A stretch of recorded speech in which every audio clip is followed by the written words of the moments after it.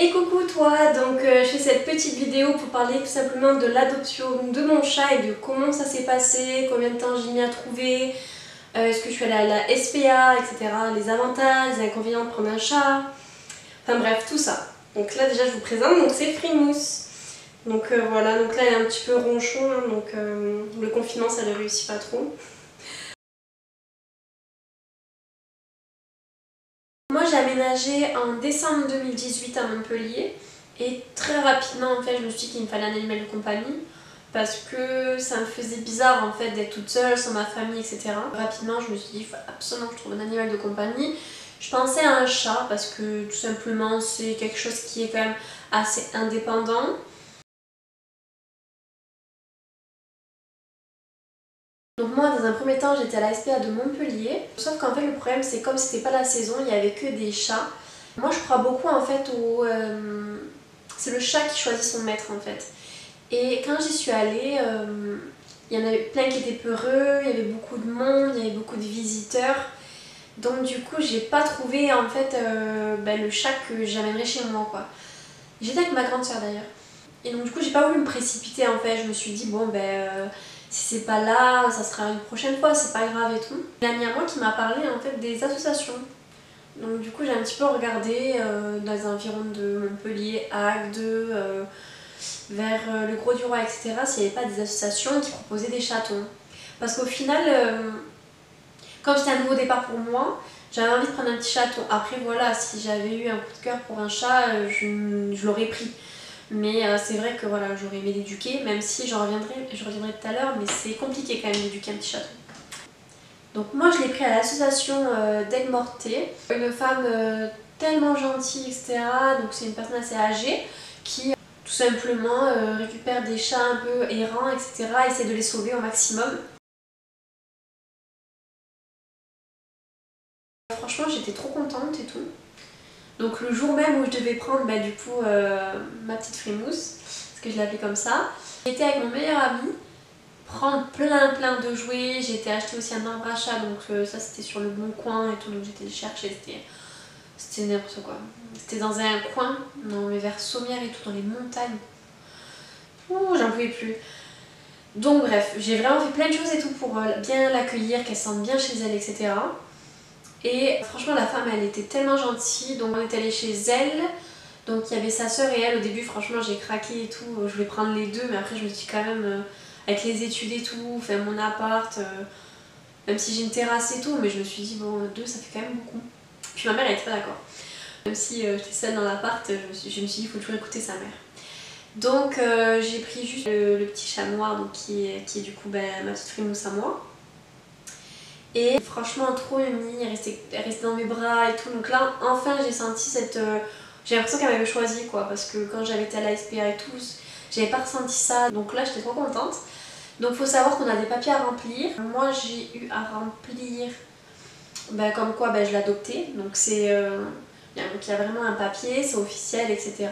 Comme quoi je m'engage à pas la maltraiter, à lui fournir la nourriture nécessaire, etc. Donc j'ai dû donner une donation de 40 € pour l'association. Donc pour moi c'est normal, hein, c'est-à-dire qu'elle fait ça bénévolement et puis il faut acheter la nourriture, les vaccins, enfin tout ça quand elle saison de Coryza et tout, donc totalement normal. Et j'ai payé, il me semble, 70 € de stérilisation. Parce que quand on adopte dans une association, il faut savoir que automatiquement on fait stériliser son chat. C'est automatique, on n'a pas le choix.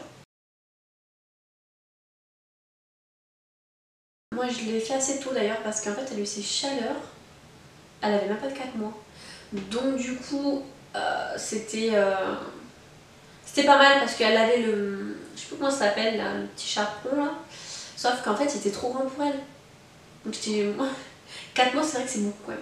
C'est tôt quand même mais bon.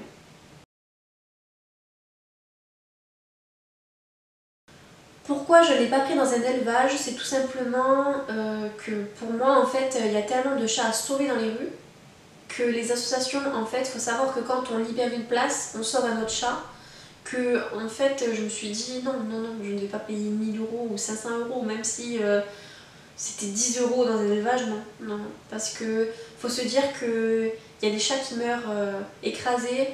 Là, mon chat que j'ai pris, voilà, il était derrière un restaurant avec toute sa famille. Sa maman s'est fait écraser, son frère s'est fait écraser. Heureusement qu'il y a des gens en fait qui viennent en aide en fait à ces petits chats, etc. et qui ont la possibilité d'avoir une meilleure vie. Pour la laisse, moi je l'habituais dès petite. Toute petite je l'habituais, voilà, donc au début elle l'aimait pas trop. Et puis en fait au fur et à mesure du temps, elle adore. Elle se régale, elle se sent en sécurité, etc. Donc moi c'était le plus important. Mais il faut savoir que c'est des petits. Des petits, il faut constamment... c'est pareil en fait, si on a l'habitude de prendre beaucoup la voiture, c'est des petits qu'il faut les habituer. Parce qu'après sinon ils vont paniquer, ils vont pas être bien. Je pense que ça peut se faire hein, au bout d'un an ou deux ou quand ils sont grands, mais je pense que c'est beaucoup plus dur. Moi je vois les chats de ma soeur et ils paniquent quand ils sont dans une voiture et tout. Le fait qu'il y ait le moteur, dans le moteur et tout, ils ont trop peur. Moi, mon chat est dans sa caisse, bon elle dort, elle a son petit plaid, tranquille. Donc voilà. Au niveau des avantages, je dirais tout simplement que c'est une bonne alternative pour avoir une bonne compagnie, tout en ayant quand même peu de responsabilité, si je peux dire ça, parce que on promène pas son chat, enfin moi je le promène en laisse, mais tout simplement parce que je l'habitue des petits et parce qu'elle adore, voilà, c'est comme ça, mais c'est pas tous les jours. Alors qu'un chien, voilà, faut vraiment avoir du terrain, faut vraiment avoir le temps, faut jouer avec, etc. Donc c'est un petit peu plus compliqué. Après, le désavantage, c'est que moi, par exemple, elle m'a détruit mon canapé. Donc j'étais dégoûtée, franchement, j'ai mis des plaids, j'ai tout mis. Mais voilà, c'est une petite peste. C'est une petite peste. Donc faire attention. Là par exemple j'ai acheté un grand miroir et tous les matins elle essaie de le griffer, le miroir. Elle met ses pattes et elle essaie de le griffer. Donc en fait faut prendre son mal en patience quoi. Faut se dire c'est comme un bébé quoi. Faut l'éduquer, faut lui dire non c'est pas bien. Si elle continue, personnellement moi je le boude. Je fais comme si je la calculais pas et elle revient automatiquement.